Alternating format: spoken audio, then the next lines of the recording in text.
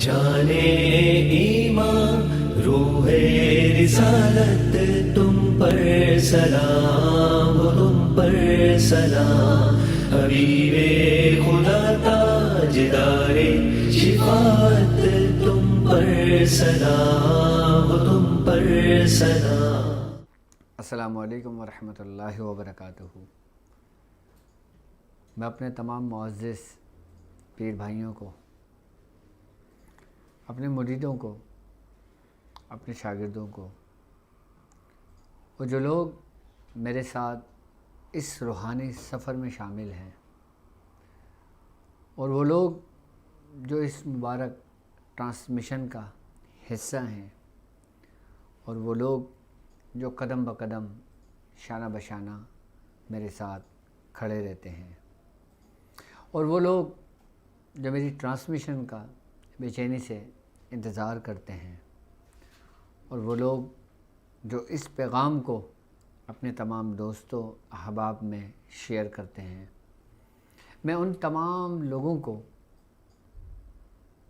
اپنے سلسلے میں، اپنے خانوادے میں، اپنے یوٹیوب چینل پر اور اپنی ویب سائٹ پر بالخصوص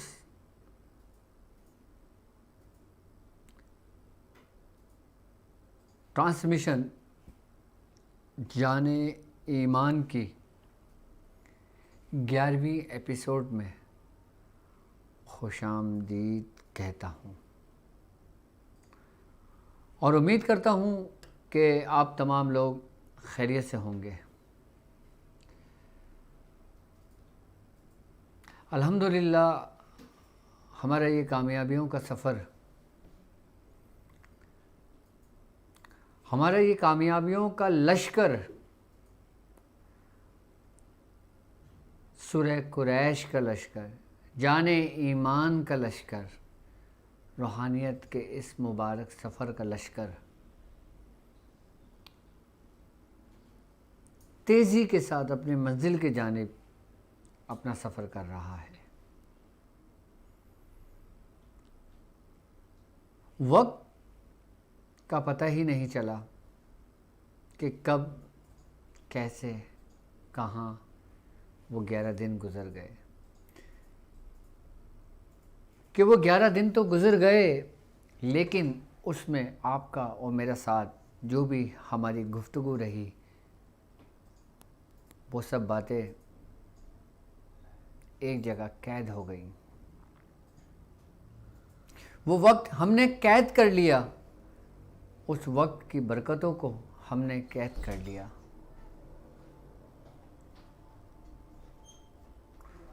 اور وہ انشاءاللہ ہمارے ساتھ چلنے والوں کے لیے ایک مشعل راہ کی طرح ہوگی، ایک چراغ کی روشنی کی طرح ہوگی۔ جو لوگ ہمارے بعد یہ سفر کریں گے، جو لوگ ہمارے بعد اس لشکر کا حصہ ہوں گے، ان کے لیے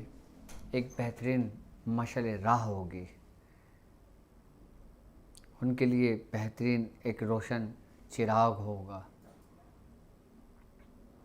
کہ جس کی روشنی میں وہ جس کی تلاش کریں گے وہ اس کو پا لیں گے،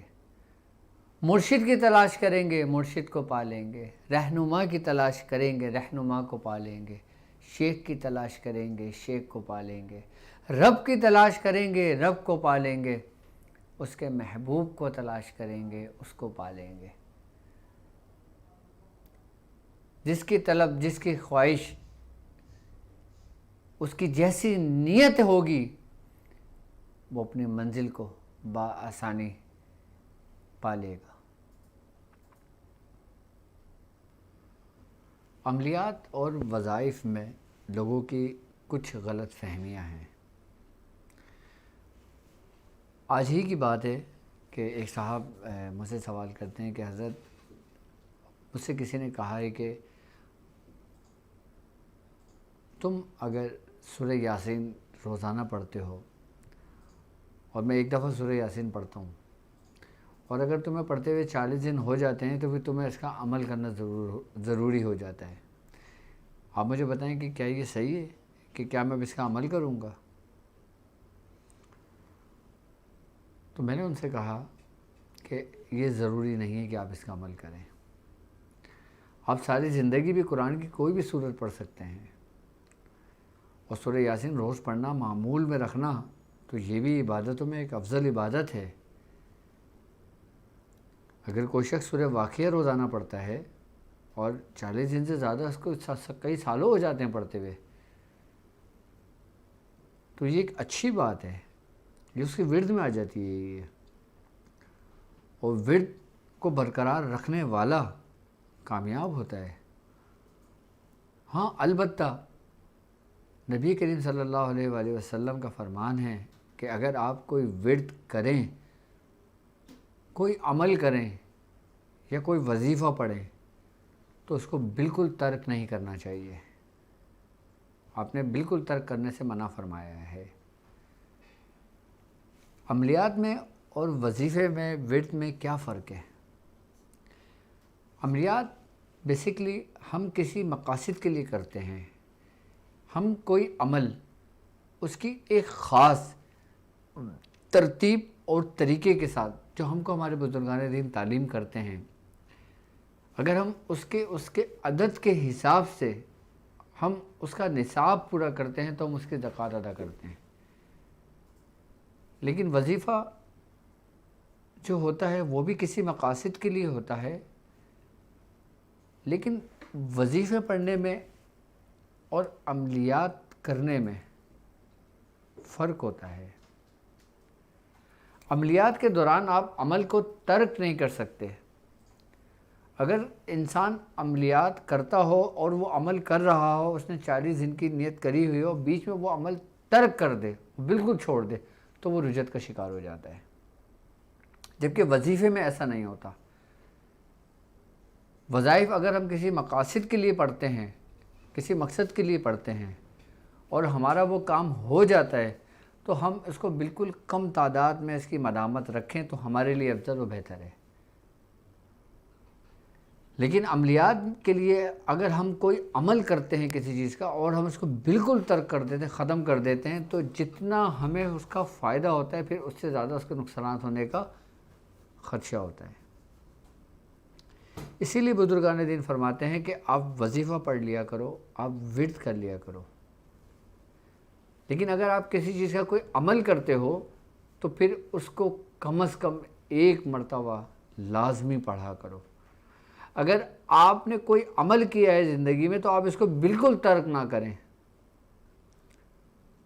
آپ اس کو بالکل ترک نہ کریں، آپ اس میں بالکل اس کی مدامت رکھ لیں، وہ آپ کے لیے بہتر ہے۔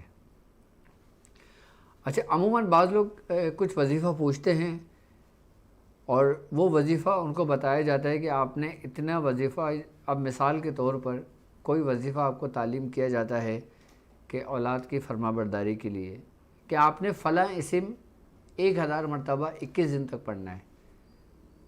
اب اس کو کیا 21 دن اس کا اگر کام ہو جاتا ہے تو اس کو کیا کنٹینیو رکھنا چاہیے یا اس کو چھوڑ دینا چاہیے، یا اس کا کام اگر نہیں ہوتا تو اس کو چھوڑ دینا چاہیے یا نہیں چھوڑ دینا چاہیے، اس کے لیے ہمارے لیے کیا حکم ہے؟ اسی لیے بزرگان دین فرماتے ہیں کہ اگر آپ اپنے لیے کسی سے کوئی وظائف لیتی ہیں، کوئی ورد لیتی ہیں، تو کوشش یہ کیا کریں کہ آپ صاحب سلاسل سے اس کی اجازت لیا کریں، کیونکہ صاحب سلاسل سے اگر آپ کسی چیز کی اجازت لیتی ہیں، اجازت لیتے ہیں کسی اسم کی، اور اگر وہ آپ کا کام ہو بھی جاتا ہے اور آپ اس کو ترک بھی کر دیتے ہیں تو اس کے جو نگیٹو اثرات ہوتے ہیں وہ آپ پر نہیں پڑتے۔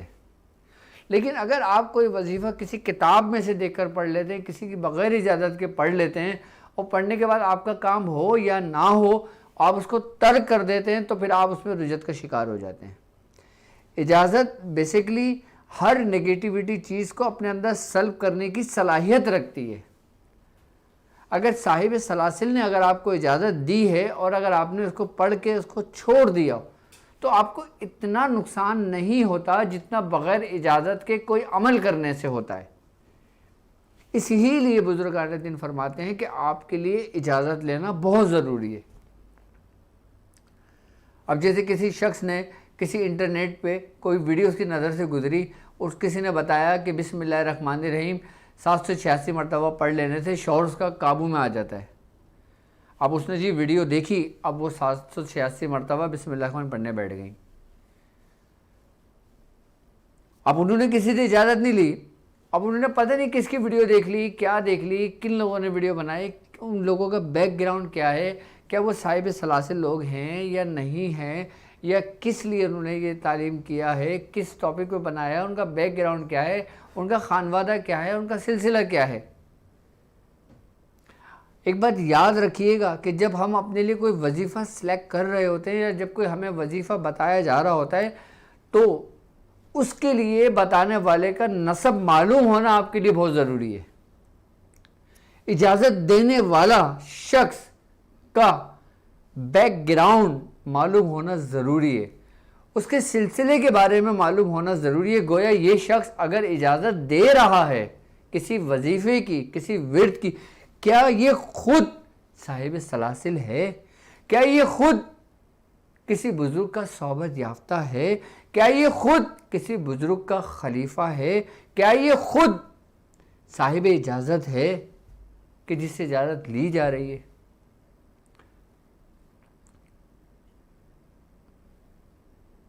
اسی لیے بزرگان دین یہ بات کہتے ہیں کہ اگر ہم کسی سے وظیفے کی اجازت طلب کر رہے ہوتے ہیں تو ہم اپنی زندگی کا سما پیدا کر رہے ہوتے ہیں, یعنی کہ ہم اپنی زندگی منسوخ کر رہے ہوتے ہیں, اپنی زندگی کسی کے حوالے کر رہے ہوتے ہیں مگر ہم کسی سے اس چیز کی اجازت لے رہے ہوتے ہیں, چاہے وہ عمل نہ ہو لیکن وظیفہ ہی کیوں نہ ہو.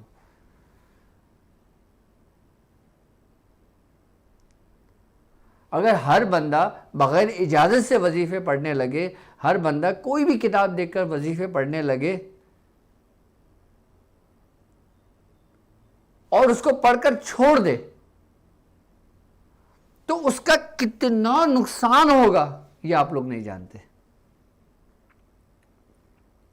بعض پیشنٹ میرے پاس ایسے بھی آئے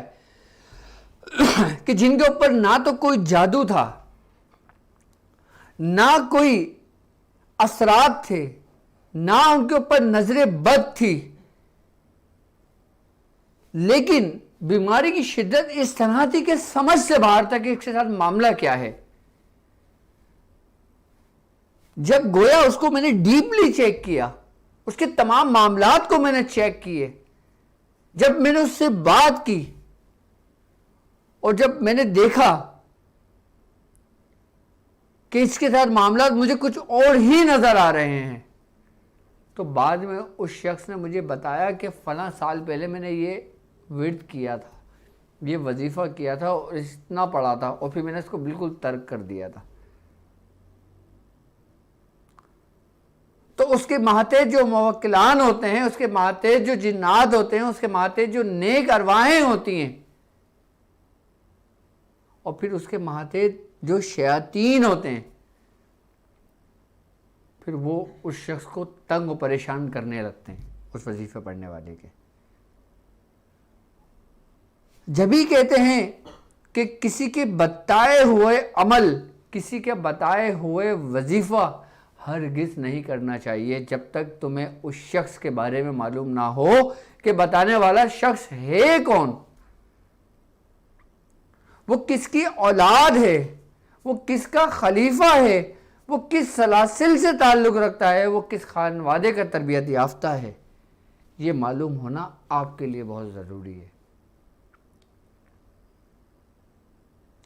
اور جو لوگ بغیر اجازتوں کے ساتھ وظائف کرتے ہیں, ورد کرتے ہیں, عمل کرتے ہیں,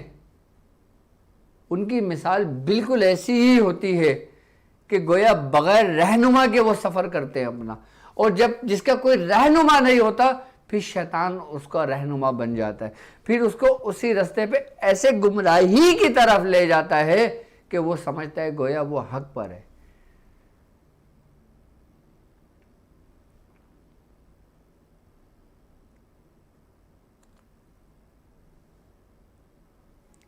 ہم فزکس کی کتاب, ہم میتھ کی کتاب, ہم کیمسٹری کی کتاب کسی ٹیچر کے بغیر نہیں پڑھ سکتے, تو ہم پھر قرآن کو بغیر ٹیچر کے کیسے پڑھ سکتے ہیں؟ ہم کیسے سمجھ سکتے ہیں؟ ہم قرآن کے وظائف کیسے سمجھ سکتے ہیں بغیر استاد کے، بغیر مرشد کے، بغیر رہنما کے؟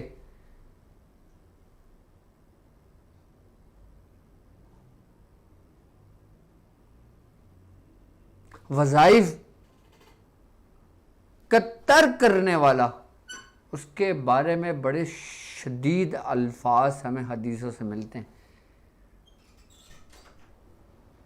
ایک بات یاد رکھیے گا، آپ کسی کے بتائے ہوئے کوئی بھی عمل کرتے ہیں، کوئی بھی وظائف پڑھتے ہیں، کوئی بھی چیز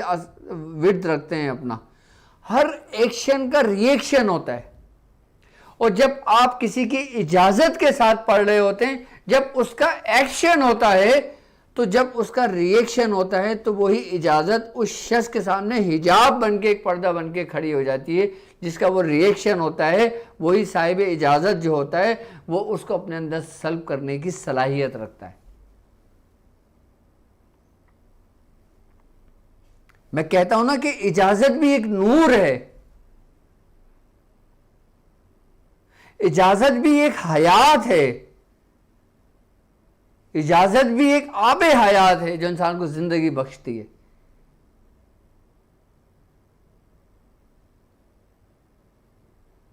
بدقسمتی سے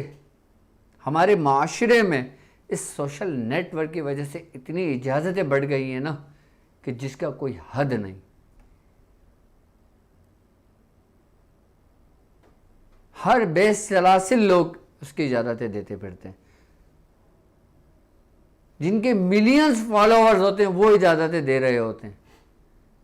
جبکہ وہ خود نہ صاحب سلسلہ ہوتے ہیں، نہ وہ صاحب دعوات ہوتے ہیں، نہ وہ صاحب خانوادہ ہوتے ہیں۔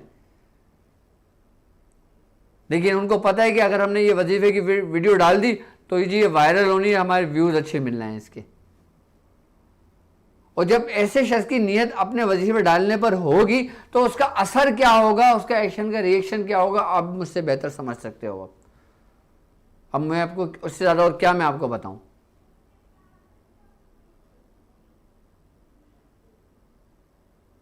اگر آپ لوگوں کو کوئی وظیفہ تعلیم کیا جاتا ہے، اگر آپ لوگوں کو کوئی ورد تعلیم کیا جاتا ہے، اگر آپ لوگوں کو کوئی عمل تعلیم کیا جاتا ہے،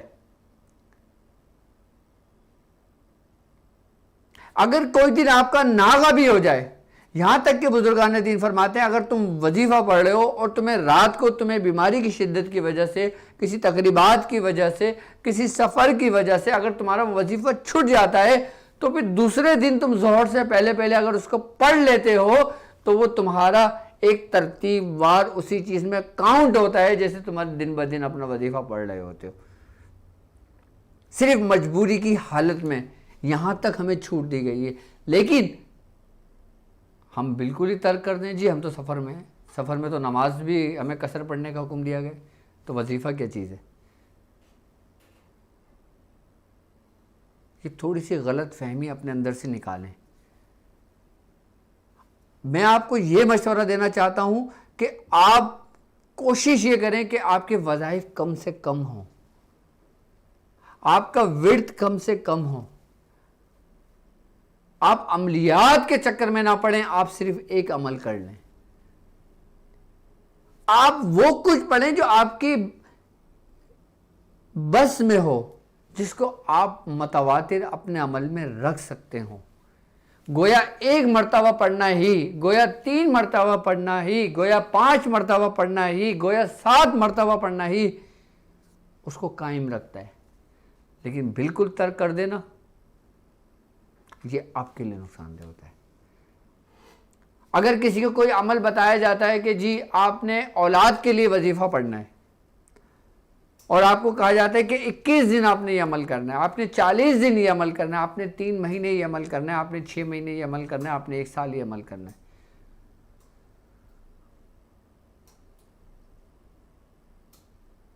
آپ پہلے یہ دیکھیں کہ کیا آپ اس عمل کرنے کے قابل ہیں؟ آپ پہلے یہ دیکھیں کہ کیا آپ کو اس عمل کی ضرورت ہے؟ کیا آپ کو اس وظیفے کی ضرورت ہے؟ اگر وظیفے کی ضرورت ہے آپ کو، اور اگر آپ کو لگتا ہے کہ ہاں یہ آسان وظیفہ ہے، میں کر سکتی ہوں، تو آپ صاحب سلاسل سے اس کی اجازت لے کر آپ اس کو شروع کریں۔ 21 دن کا پورا ہو جائے، مکمل ہو جائے، آپ کا کام کمپلیٹ ہو گیا، اب آپ اس کو ایک دفعہ تو ورد میں رکھ سکتے ہو نا۔ اب مثال کے طور پہ سلام قولم من رب الرحیم آپ نے کیا، 21 دن مکمل ہو گیا، آپ کا کام ہو گیا آپ کا، اب آپ بالکل ترک نہ کریں، لیکن آپ ایک دفعہ لازمی، 3 دفعہ لازمی، چلتے پھرتے اٹھتے بیٹھتے جب چاہو وظیفے کے لیے کوئی قید نہیں ہوتی کہ ایک ہی جگہ تعین ہو۔ وظیفے کرنے کے لیے تو بہتر طریقے یار ہے کہ آپ ایک جگہ وقت مقرر کریں، لیکن جب وظیفہ پورا ہو جائے اس کی مدامت رکھنے کے لیے پھر کوئی قید نہیں ہوتی وظیفے کے لیے خاص کر، پھر آپ ایک مرتبہ چلتے پھرتے بھی پڑھ سکتے ہو، اٹھتے بیٹھتے بھی پڑھ سکتے ہو، جب آپ کو یاد آ جائے آپ پڑھ سکتے ہو۔ تو اس کا فائدہ یہ ہوتا ہے کہ اس کی روحانیت ہمیشہ آپ کے ساتھ قائم رہتی ہے، پڑھنے والے کی پھر وہ محافظ بن جاتی ہے۔ اور اگر آپ یہ چاہو کہ آپ کبھی زندگی میں نہ بھولو تو آپ کو میں خاص اچھا طریقہ کار سمجھا دیتا ہوں۔ کوئی بھی وظیفہ آپ کو پڑھتے ہو، جب آپ کا وظیفہ مکمل ہو جاتا ہے، آپ وہ وظیفہ چھوڑ دیتے ہو، آپ اس کی مدامت پہ آ جاتے ہو، 1 مرتبہ 3 بار 5 بار پر 7 دفعہ دن بھر میں پڑھ لیتے ہو، تو صرف ایک کام یہ کر لیا کرو کہ جب بستر پہ لیٹا کرو، جب دعائیں پڑھا کرو تو ایک بار وہ وظیفہ پڑھ لیا کرو۔ کہتے ہیں کہ جو شخص رات سوتے وقت جس کی کچھ پڑھنے کی عادت بن جائے، پھر وہ مرتے دم تک عادت چھٹتی نہیں ہے، پھر وہ عادت ہمیشہ قائم رہتی ہے۔ وظائف کے لیے تو کتابوں کی بھرمار ہے، آپ ایک کتاب لینے جاؤ دکاندار آپ کو 1000 کتابیں دکھائے گا اور بتائے گا اس سے اچھی یہ وظیفے کی کتاب ہے، اس سے اچھی یہ ہے، اس سے اچھی یہ ہے، اس سے اچھی یہ، جبکہ ساری اچھی ہیں، لیکن تمہارے لیے کیا اچھا ہے یہ بات ہونی چاہیے۔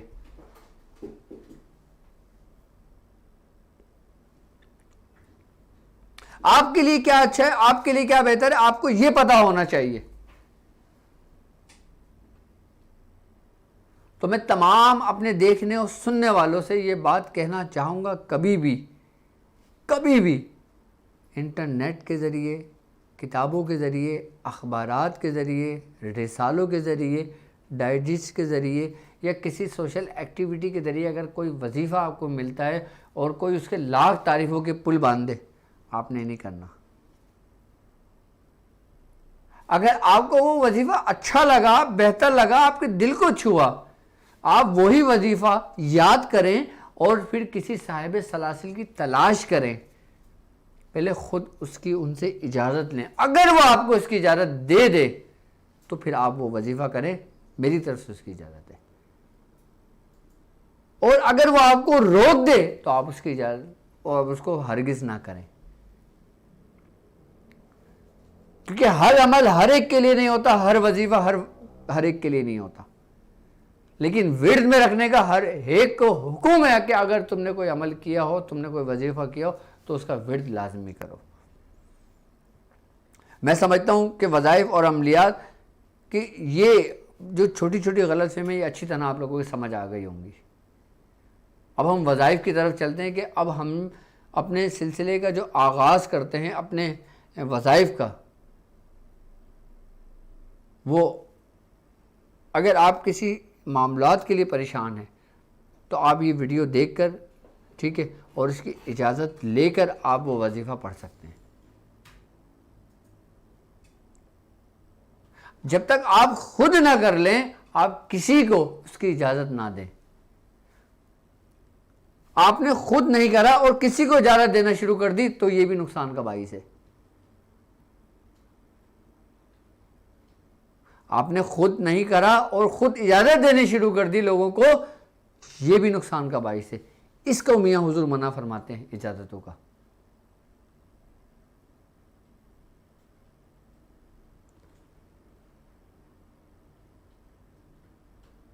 اگر آپ کو کسی کو کوئی وظیفہ بھی بتانا ہے تو آپ ان کو بتا دیں کہ یہ فلاں کا وظیفہ ہے، فلاں نے بتایا ہے، آپ فلاں سے اس کی اجازت لے لیں۔ اگر آپ کی کوئی دوست ہے، آپ کا کوئی احباب ہے، آپ کا کوئی عزیز و قریب ہے، اگر اس کو کسی وظائف کی ضرورت ہے تو آپ اس کو یہ کہہ دیں کہ بھائی یہ فلاں شخص ہیں، آپ ان سے اس عمل کی اجازت لے لیں، اگر یہ آپ کو دے دیں گے تو آپ کے لیے بہتر ہے. یہ نہیں کہ میں نے کیا تھا، میرا تو کام ہو گیا، اب تم بھی کر لو، تمہیں بھی فائدہ ہوگا. ڈاکٹر صاحب نے تو عام اجازت دی ہے اس کی. عام اجازت سے مطلب یہ ہوتا ہے کہ جو لوگ میرے ساتھ اس سفر میں شامل ہیں، جو میرے شاگرد ہیں، میں اجازت دے دیتا ہوں، اس کے باوجود بھی وہ مجھ سے اجازت لیتے ہیں اور میں دیکھتا ہوں، پھر میں اس کی اجازت طلب دیتا ہوں ان کو.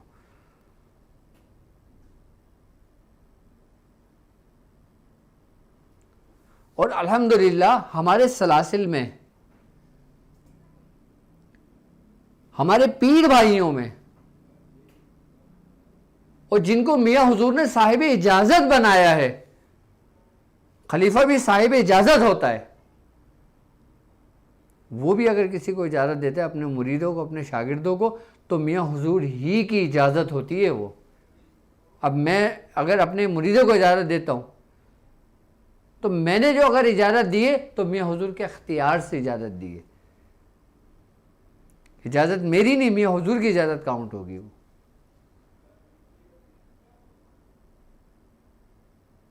ایسی اگر کوئی ہمارا پیر بھائی اگر کوئی اجازت دیتا ہے تو یہی چیز بالکل اسی پہ ساتھ دے جاتی ہے.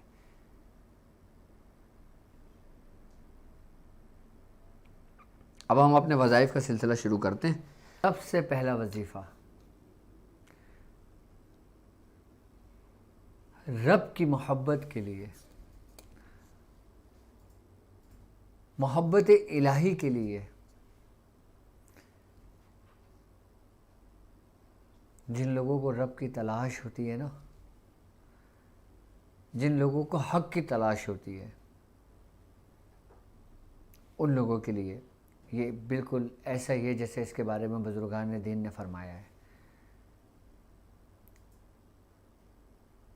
کہ یہ اسم اعظم ہے. اور جو شخص یہ چاہتا ہو کہ اس کی حق کی تلاش پوری ہو تو اس کو چاہیے کہ یا مالک الملک یا ذوالجلال والاکرام 1000 مرتبہ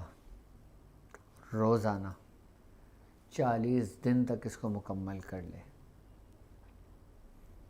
اس میں کوئی شک نہیں کہ اللہ رب العزت اپنی نشانیاں اس شخص پہ، اس پڑھنے والے پہ ظاہر کر دے اور اس کو اپنے دوستوں میں شامل کر لے.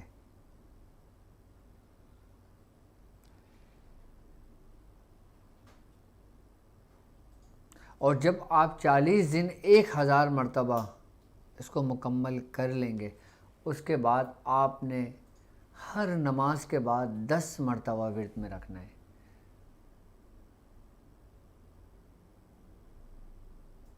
اگر کوئی نماز قضا ہو جاتی ہے تو جب آپ نماز کو دہراتے ہیں اس کے بعد 10 مرتبہ پڑھ لیں. اور دوسرا وظیفہ سرکار دو عالم صلی اللہ علیہ وآلہ وسلم کی محبت کے لیے، آپ کی زیارت کے لیے، آپ کے دیدار کے لیے، آپ کی مجلس میں حاضری کے لیے، آپ کی حضوری کے لیے، آپ کے دربار میں حضوری کے لیے سورہ توبہ کی آخری 2 آیات. بزرگان دین اس کے بارے میں فرماتے ہیں کہ جو شخص سورہ توبہ کی آخری 2 آیتوں کو یاد کر لیتا ہے اور اس کو اپنی زندگی کا معمول بنا لیتا ہے، اس کو اپنی زندگی کا معمول بنا لیتا ہے، تو دن بدن اس کے قلب میں رسول اللہ کی محبت بڑھتی رہتی ہے. اور ایک وقت آتا ہے کہ اس کو وہ مقام و مرتبہ عطا ہوتا ہے جس مقام و مرتبے پر اولیاء اکرام رشک کرتے ہیں.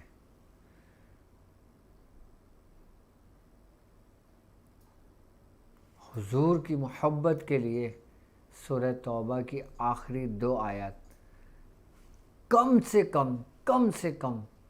10 مرتبہ روزانہ پڑھا کریں. اور اگر آپ نماز کے پابند ہوں تو ہر نماز کے بعد 10 مرتبہ پڑھ لیا کریں۔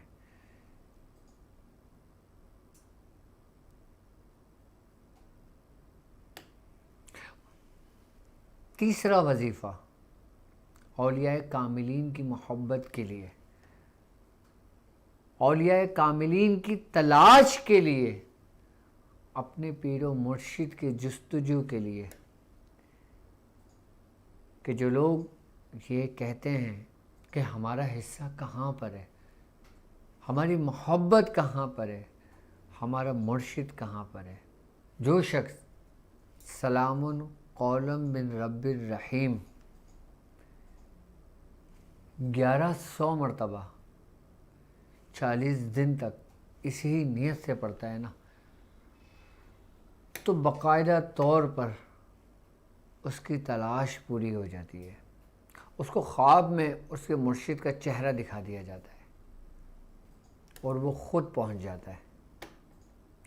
اس کے بعد صرف اور صرف 10 مرتبہ اپنے ورد میں رکھے سلام قولا من رب الرحیم۔ بچوں کی حفاظت اور ان کی صحت کے لیے بسم اللہ الرحمن الرحیم سورہ فاتحہ کے ساتھ ملا کر پڑھنی ہے، یعنی بسم اللہ الرحمن الرحیم میم لام سے ملا دیں گے، مل حمد للہ رب العالمین، اس طرح 7 مرتبہ صبح اور 7 مرتبہ شام اس بچے کے اوپر پڑھ کے دم کر دیں، اور یہ عمل 21 دن مکمل کر لیں۔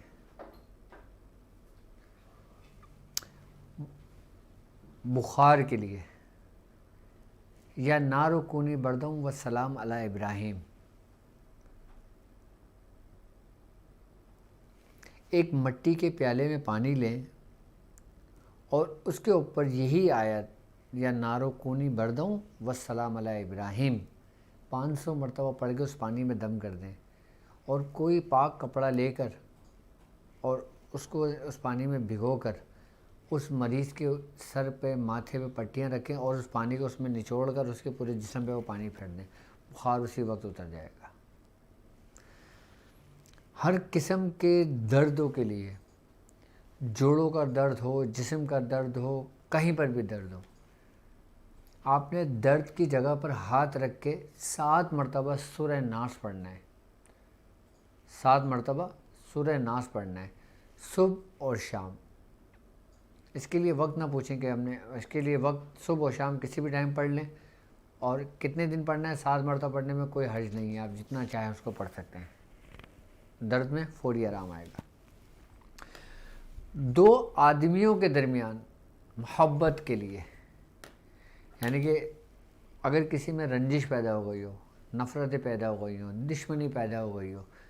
اب بھائی بھائی میں ہو گیا ہو، بہن بھائی میں ہو گیا ہو، یا کوئی ایسا رشتہ ہو کہ جس میں آپس میں رنجش ہو گئی ہو، تو ان رنجشوں کو دور کرنے کے لیے اسم یا ودود ہو۔ اچھا، یہ بیوی اپنے شوہر کے لیے بھی پڑھ سکتی ہے، شوہر اپنی بیوی کے لیے بھی پڑھ سکتا ہے،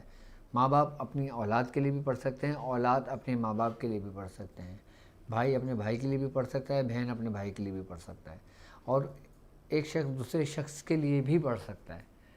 اسم یا ودود 500 مرتبہ روزانہ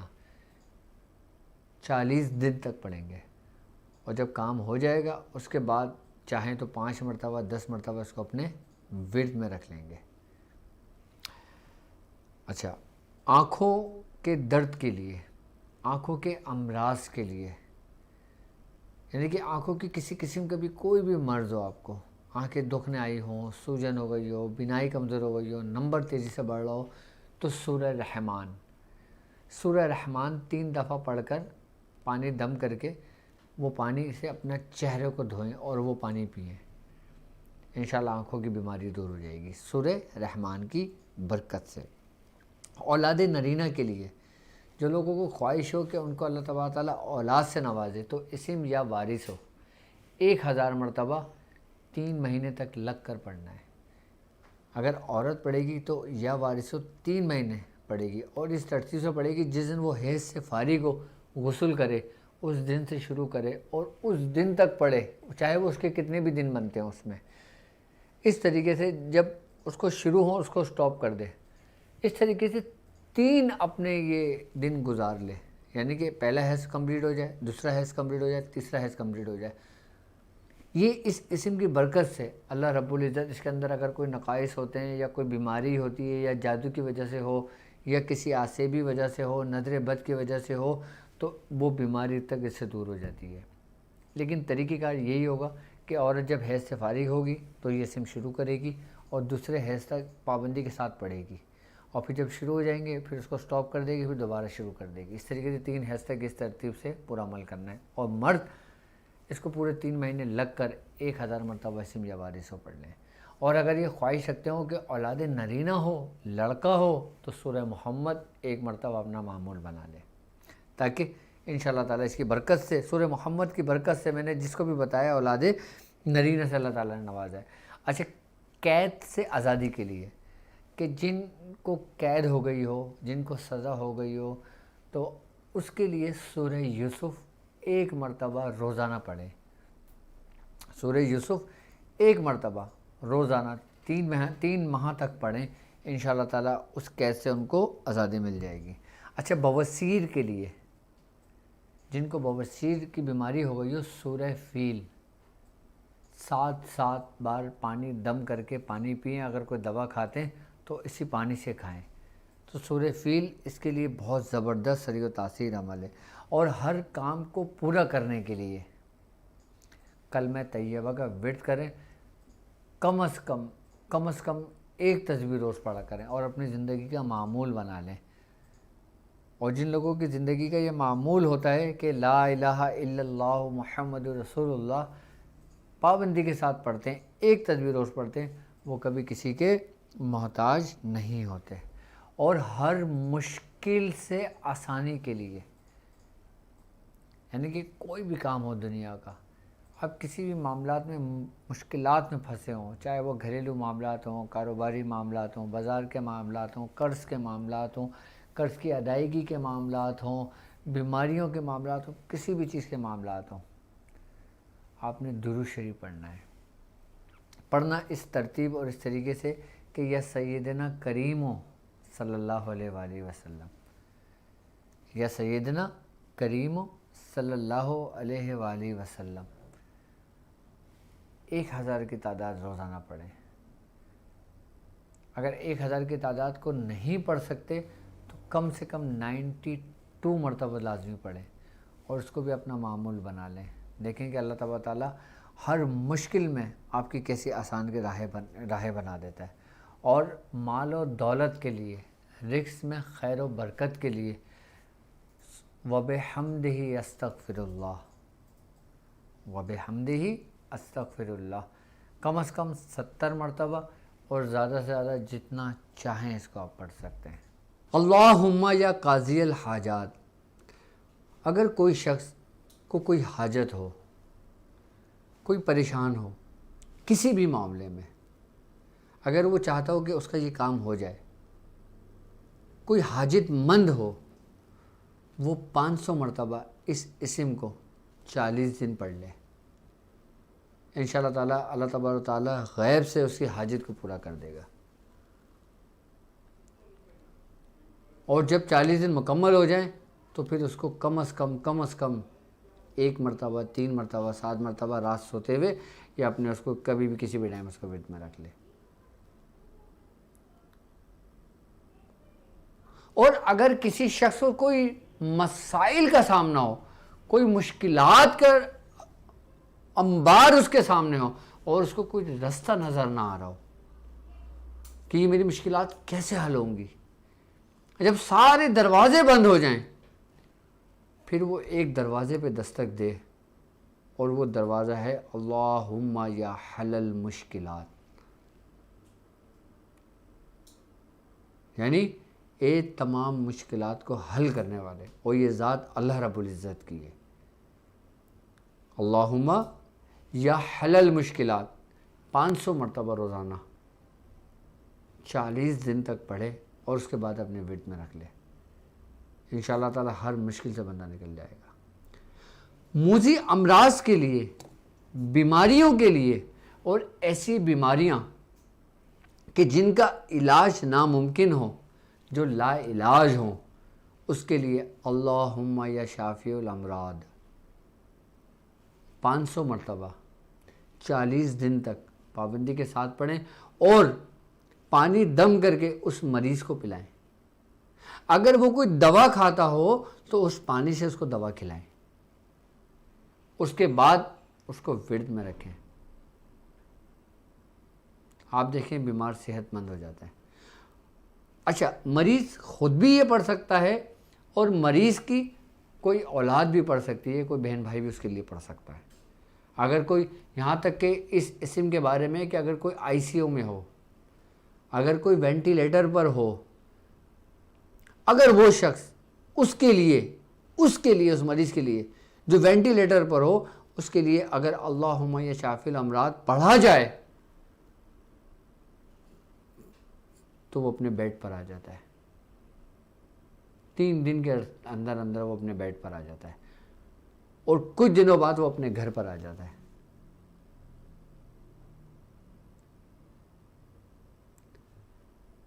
لیکن کرنا پابندی کے ساتھ ہے، تواتر کے ساتھ پڑھنا ہے۔ بالکل کوئی بھی وظیفہ پڑھے نا، اس میں کوئی گیپ نہیں کرنا آپ نے کسی قسم کا۔ اور اگر آپ یہ چاہتے ہیں کہ آپ کی دعاؤں کو قبول کرنے والا آپ کی دعاؤں کو قبول کرے، آپ کی کوئی بھی دعا رد نہ ہو، تو آپ ایک کام یہ کریں، آپ جب بھی دعا کریں سب سے پہلے درود شریف پڑھیں۔ دعا شروع کرنے سے پہلے درود شریف پڑھتے ہیں۔ کہتے ہیں بزرگان دین، اگر کوئی شخص دعا کرنے سے پہلے ایک بار درود شریف پڑھتا ہے نا، تو فرشتے اس کی دعاؤں کو آسمانوں کی بلندیوں پہ لے جاتے ہیں، جو ہر حال میں قبول ہوتی ہے۔ یہاں تک بزرگان دین فرماتے ہیں کہ اگر تم کوئی چیز اپنے لیے طلب کرتے ہو، سب سے پہلے آپ درود شریف پڑھو، اس کے بعد اپنے ماں باپ کے لیے دعا کرو، اپنے ماں باپ کے لیے دعا کرو، اور پھر تم اپنے لیے دعا کرو۔ وہ دعا رد ہو ہی نہیں سکتی۔ آپ کے ماں باپ حیات ہوں، ان کی سلامتی کے لیے دعا کرو۔ آپ کے ماں باپ دنیا میں نہ ہوں، ان کی درجات کی بلندی کے لیے دعا کرو، ان کے وسیلے سے مانگا کرو۔ اور ماں باپ کا جو درجہ ہے، اللہ رب العزت نے جو مقام رکھا ہے، بزرگان دین فرماتے ہیں کہ اگر ماں باپ کے وسیلے سے کوئی چیز مانگی جائے تو اللہ رب العزت اسے کبھی رد نہیں کرتا۔ اس کا دوست اور محبوب کے وسیلے تو بہت ہی بلند ہے، اور اگر خالی ماں باپ ہی کے وسیلے سے اگر مانگا جائے نا تو وہ بھی رد نہیں ہوتا۔ یہاں تک کہ ہے کہ اگر انسان اپنے ماں باپ کی خدمت کر لیتا ہے نا تو وہی صاحب دعا ہو جاتا ہے۔ یعنی کہ وہ لوگوں کے لیے اگر دعا کرتا ہے نا تو وہ دعائیں قبول ہو جاتی ہیں اس کی،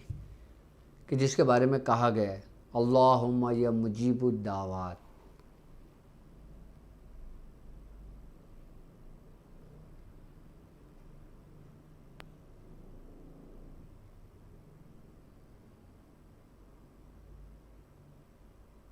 یعنی اتنا بلند مقام عطا کیا گیا ہے ماں باپ کا، لیکن انسان غافل ہے۔ ہمیں وظیفوں کی ضرورت پتہ ہی کیوں پڑتی ہے؟ کہ جب ہم اپنے ماں باپ اگر حیات ہوں ہم ان سے غافل ہو جاتے ہیں، پھر ہمیں وظیفے کی ضرورت پڑتی ہے۔ یہاں تک کہ بزرگان نے فرماتے ہیں کہ اگر تمہیں کسی وظائف کی ضرورت پڑے اور تمہارے ماں باپ حیات ہوں تو تم ان کے پاس چلے جایا کرو، بغیر پڑھے تمہارے کام ہو جائیں گے۔ اور اگر تمہارے ماں باپ نہیں ہیں تو ان کی درجات کی بلندی کے لیے دعا کیا کرو۔ ایک بزرگ فرماتے ہیں کہ میں نے کسی کام کے لیے کوئی وظیفہ نہیں پڑھا، جب بھی مجھے کوئی معاملہ درپیش آتا تو تو میں اپنے ماں باپ سے رجوع کرتا، ان کی خدمت کرتا، اللہ تبارک تعالیٰ میرا وہ کام پورا کر دیتا۔ آپ فرماتے ہیں کہ یہاں تک کہ میرے والدین وفات پا گئے اور پھر مجھے اگر کسی چیز کی کوئی حاجت ہوئی تو میں ان کے پاس قبرستان چلا جایا کرتا تھا، اور اللہ رب العزت میری حاجت کو پورا کر دیا کرتا تھا۔ یہ صرف آپ کو سمجھانے کے لیے بتایا ہے میں نے آپ کو۔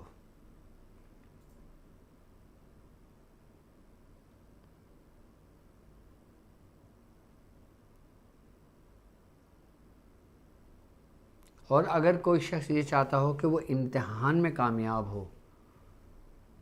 چاہے وہ دنیاوی امتحان ہو چاہے وہ زندگی کا امتحان ہو، چاہے وہ کسی کا بھی ایگزام دے رہا ہو، اگر وہ شخص سورہ فاتحہ 40 مرتبہ روز پڑھتا ہے نا تو وہ کامیاب ہوتا ہے۔ اب چاہے آپ اس کو 21 دن پڑھ لیں، چاہے آپ اس کو 40 دن مکمل کر لیں، اس کے بعد 1 مرتبہ 3 مرتبہ جیسا چاہیں اپنے اس کو ورد میں مداومت میں رکھ لیں، آپ کامیاب ہوں گے۔ اگر کسی بچے کا ذہن کمزور ہو، کن ذہن ہو، اس کو کچھ یاد نہ رہتا ہو، اگر وہ قرآن حفظ کر رہا ہو تو حفظ نہ کر پا رہا ہو، تو اس بچے کو سورہ فاتحہ کا پانی اس کو پلانا شروع کر دیں۔ یا پھر میرا اپنا آزمودہ جو میں نے خود کیا تھا باقاعدہ، انک پین سے یا زعفران سے آیت الکرسی لکھ کر پانی میں ڈال کر وہ پانی پیے، آپ کا ذہن کشادہ ہو جائے گا۔ یہاں تک کہ بزرگان دین اپنے مریدوں کی روحانیت کو کھولنے کے لیے آیت الکرسی لکھ کر پینے کا حکم دیتے تھے۔ اب آپ کی مرضی، آپ 3 دن کر لیں، 7 دن کر لیں، 11 دن کر لیں، 21 دن کر لیں، جتنا چاہے کر لیں اس کو۔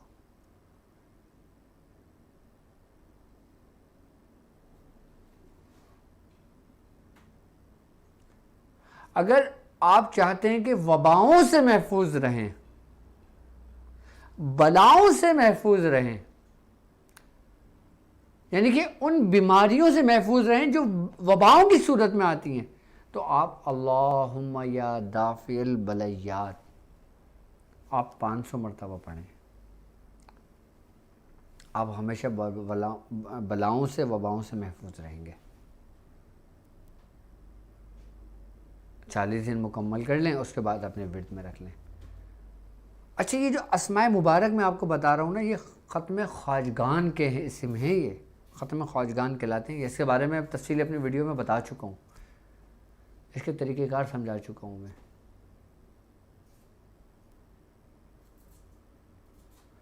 اور اگر کوئی شخص چاہتا ہے کہ اس کے ماں باپ کے درجات بلند ہوں، اس کے خود کے درجات بلند ہوں، تو اللہم یا رافع الدرجات اس کو اپنا معمول میں بنا دیں، چلتے پھرتے اٹھتے بیٹھتے پڑھنا شروع کر دیں۔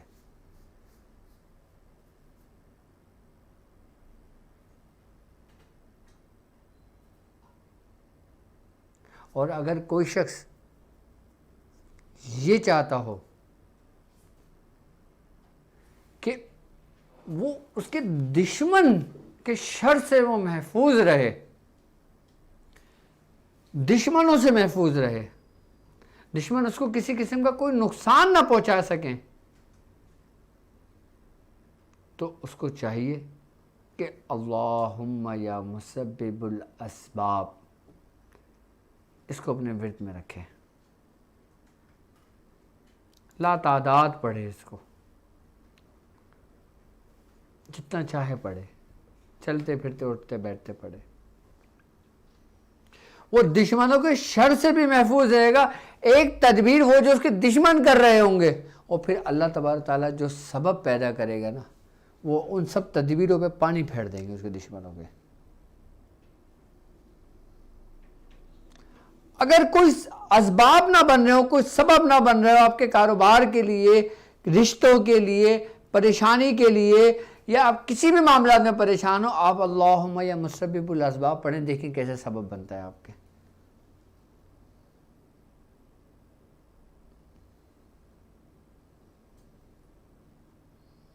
کیونکہ آپ پکار رہے ہو اس رب کی ذات کو جو مسبب الاسباب ہے. آپ کوئی محفل کرنا چاہتے ہو، اس کے سبب نہ بن رہے ہو. آپ کوئی گھر بنانا چاہتے ہو، اس کے سبب نہ بن رہے ہو. آپ کوئی خانقاہ بنانا چاہتے ہو، اس کے سبب نہ بن رہے ہو. آپ کوئی مسجد بنانا چاہتے ہو، اس کے سبب نہ بن رہے ہو. آپ اللہم یا مسبب الاسباب پڑھیں.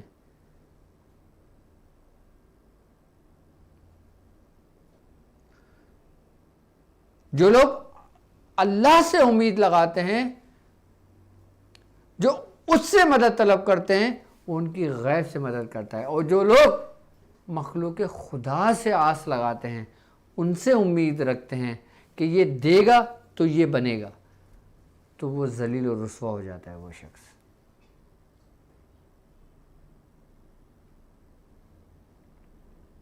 کیوں بزرگان دین اپنی ساری زندگیاں ایک چارپائی پہ گزار دیا کرتے تھے؟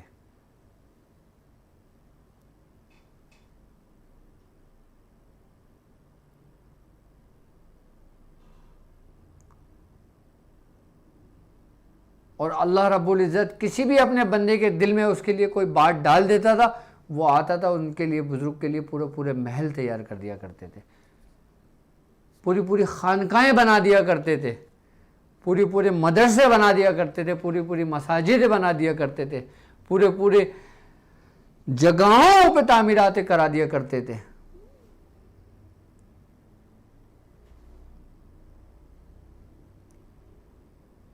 اللہ رب العزت جس سے چاہتا ہے جو کام لے لیتا ہے.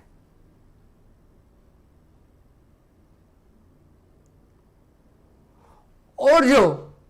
مخلوق کا دروازہ کھٹکھٹاتے ہیں،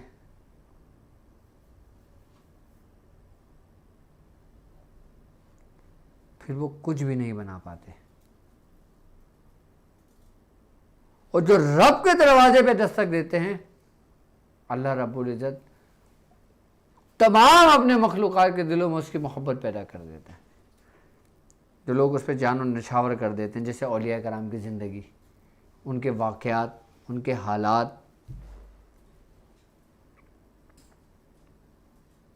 تم ایک قدم اپنے رب کی طرف بڑھاؤ، وہ 9 قدم تمہاری طرف بڑھائے گا. کوئی شخص لاکھ تمہارے دروازے بند کرنا چاہ رہا ہو، جب تک رب نہ چاہے کچھ نہیں ہو سکتا.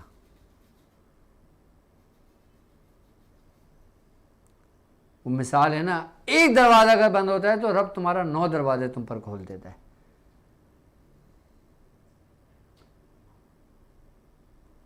کامیابیاں، عزت، شہرت، بزرگی، روحانیت، اطاعت، فرما برداری، یہ سب و سب رب کی طرف سے ہے، اور اسی نے رب کی طرف لوٹنا ہے.